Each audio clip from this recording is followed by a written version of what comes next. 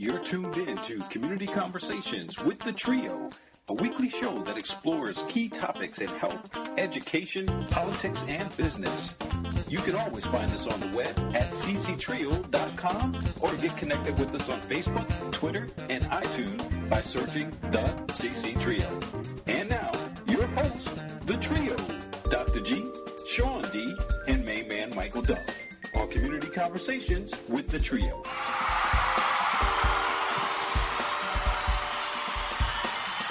This is Sean D, 1/3 of the Trio, checking in with you for another segment of That's Just Crazy, where we talk about some of the issues and stories that are out there that we kind of hear the headlines, hear the stories, and shake our heads to say, that's just crazy.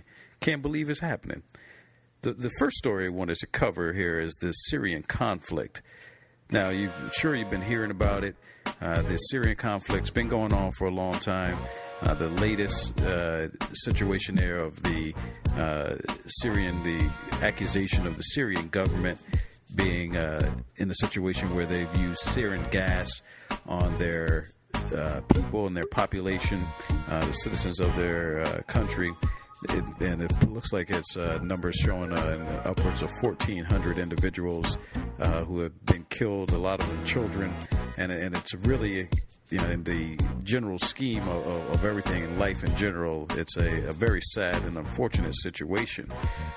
Now, Congress and President Obama stepped out to say that, this is a situation that must be addressed with military action, going after, putting this foot down to get Congress involved and be a part of this effort here, which, according to him, really he didn't have to go to Congress, doesn't have to go to Congress in order to take this military action or whatever military action he wants to take, being commander-in-chief, but feels that it's something that he wants to do and get the backing. I think he's kind of learning the lesson from the Bush era there of just doing things without, even if you don't need permission, just doing it with a little bit of heads up here. So he stepped out and said that he wants to do this, wants to have this military strike using drones as his primary weapon of choice, not putting any boots on the ground, effectively not putting any U.S. citizens in harm's way. However, as the issue for me is in hearing this and understanding, and again, I understand there's the situation that went down. It is crazy to think that government would use gas on its own people in such a way. They're looking at 1,400 citizens being killed.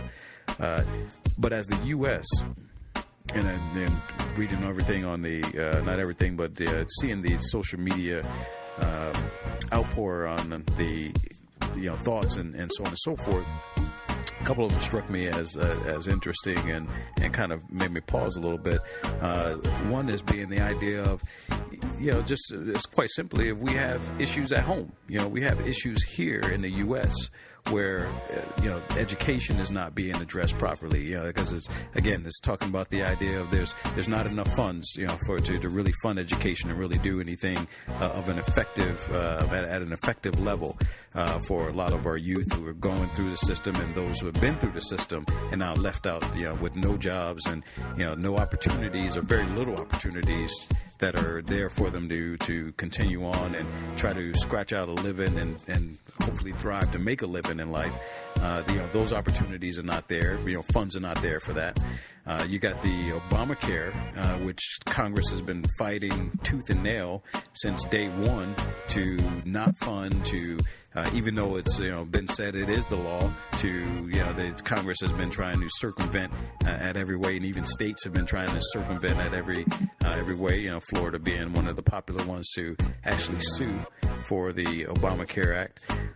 And then you have the issues of gun violence in our own backyards. You've got Chicago is the major place where you have young brown and the black and brown brothers who are dying at alarming rates right here, even in Tampa and Florida, and all across. We have issues that are happening right here that are not being addressed and addressed in a way that folks can feel like it is being addressed. I mean, it's kind of crazy. Again, that's just crazy that we have so many of these issues going on not being addressed that. We have to turn and now looking at turning our attention over to a country that, again, with the U.S. trying to be the police for the world aspect. I've heard that term a lot. Military, to provide some military action, military response, which even though you're not putting boots on the ground, the concept of going in takes time, takes money, takes effort, takes planning, takes resources. These are things that once you put out there, you're not getting those back in the way that really helps the U.S. Right. So again, there's going back to the church days, used to say, sweep around your own front door. Right. So we got to take care of what we're doing in order to solidify who we are as a nation before we can really, in my opinion, before we can really step out and say we're going to take care of the world's problems. We have these problems that are killing us here at home. So, it's just, it's one of those things, like I said, I just wanted to, that's been out there, and just, it's one of those things you just say, that's just crazy that we're now thinking about, we're still barely out of 2 wars. Now we're stuck in still Afghanistan here fighting the war, trying to get out, still not out. And now we're going to add something else onto the plate as far as that goes. So as far as, military action. And, to ask me, I would say that there's some money in that. There's money in the idea of this war, this non-war, actually, that's what they're going to call it, kind of a non-war, right? Because there's really no boots on the ground, but let's get real here. This is definitely an effort towards war. So, this effort here to go into Syria and send a message, as they says, send a message over there. There are people, who are going to make money, defense contracts, that makes money for someone's pocket. You've got the folks who are making these missiles for these drones, the folks who are making the drones, the parts for the drones. That's, there's a business in the industry there. So on one hand, I guess on the other hand, you say, well, business is happening, but really, whose pockets is it lining when it comes down to it? And really, what's the real point of going into that war? That's again, that's just one thing that looking at to say, that's just crazy that we're now going into that. So there you have it. That's just crazy. So many things. Another show coming up on September 10th, 6:30 p.m. We're going to do a live show with Mr. Gray, Reginald Gray, hip-hop related. DJ I Am is going to be another guest, Tampa's own DJ I Am.